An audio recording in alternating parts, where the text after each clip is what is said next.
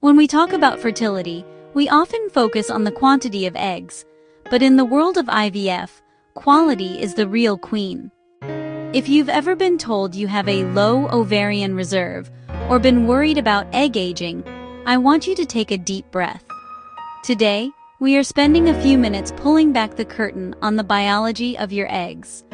We are going to explore what egg quality actually means at a cellular level, why some eggs become healthy embryos while others don't, and how the IVF process works to find the golden egg. Welcome to Health Explained Simply. To understand egg quality, we have to go back to before you were even born. Unlike men who produce new sperm every day, a woman is born with all the eggs she will ever have, about 1 to 2 million. By the time you reach puberty, that number has dropped to around 300,000. Every month, your body recruits a group of eggs to start growing, but typically only one makes it to ovulation. The rest are lost through a process called atresia. In an IVF cycle, the goal of those injections you take is to rescue the eggs that would have been lost to atresia that month. But here is the critical part. The medication cannot create new eggs. It can only help grow what is already there. This brings us to the concept of ovarian reserve. Doctors measure this using the AMH test, or anti-Müllerian hormone. AMH is a hormone produced by the tiny, resting follicles in your ovaries. Think of it like a fuel gauge. A higher AMH usually means more eggs are available for retrieval, while a lower AMH means we have to be much more strategic with the IVF protocol. But what determines quality? At its core, egg quality is about chromosomes. A high-quality egg is one that is euploid, meaning it has exactly 23 chromosomes to pair with the 23 chromosomes from the sperm. As we age, the cellular machinery inside the egg, specifically the mitochondria, starts to lose efficiency. The mitochondria are the power plants of the cell. They provide the energy needed for the egg to divide its DNA perfectly.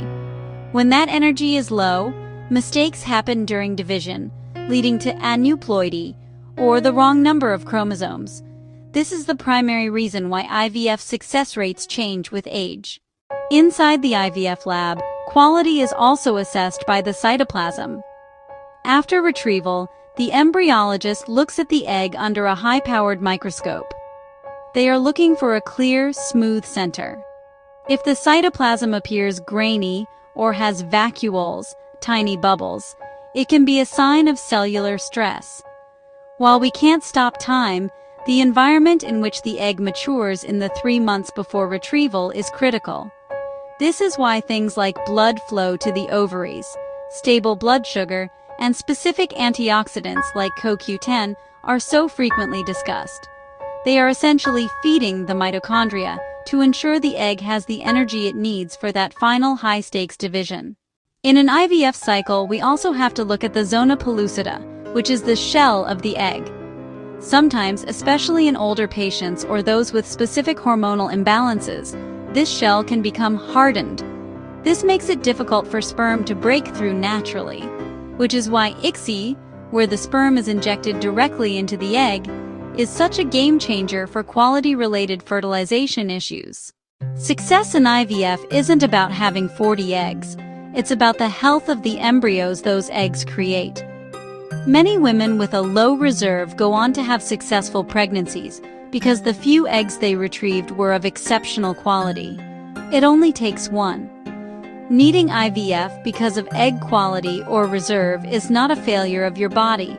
It is a biological reality of how human eggs are designed. By using science to optimize the environment and the lab to protect the fertilization process, we can overcome these hurdles. Knowledge replaces fear with a plan.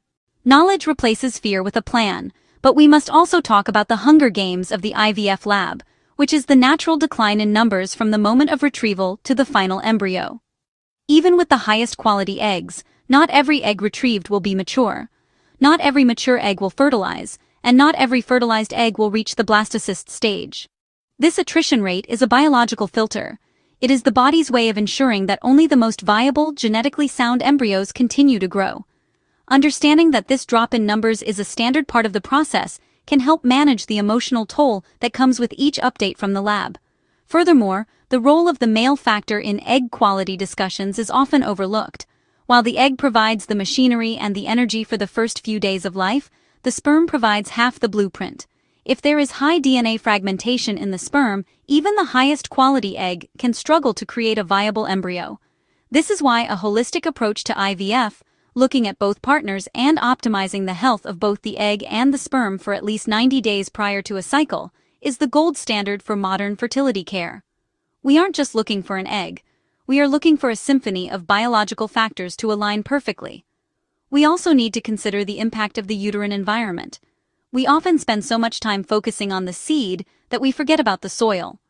New research into the uterine microbiome suggests that the presence of certain healthy bacteria is just as important for a successful pregnancy as the quality of the embryo itself. Chronic low-grade inflammation in the lining can prevent even a perfectly euploid embryo from implanting. This is why the modern IVF journey often includes a frozen embryo transfer strategy, allowing the body to heal from the high hormones of the retrieval and ensuring the soil is perfectly prepped and calm before the embryo is returned home. Finally, remember that your age is a factor, but it is not your destiny. Clinical science has advanced to a point where we have tools like PGTA testing to identify chromosomal health before a transfer ever occurs. We have specialized growth hormone protocols to assist the mitochondria, and we have advanced incubation technology that mimics the human body more closely than ever before. Your journey through IVF is a testament to your resilience and the incredible possibilities of human science. Knowledge replaces fear with a plan. If you want to understand more about embryo grading, the specifics of PGTA testing, or how to navigate a failed cycle with clarity, subscribe. We are here to make the complex science of your body simple and clear. I will see you in the next video.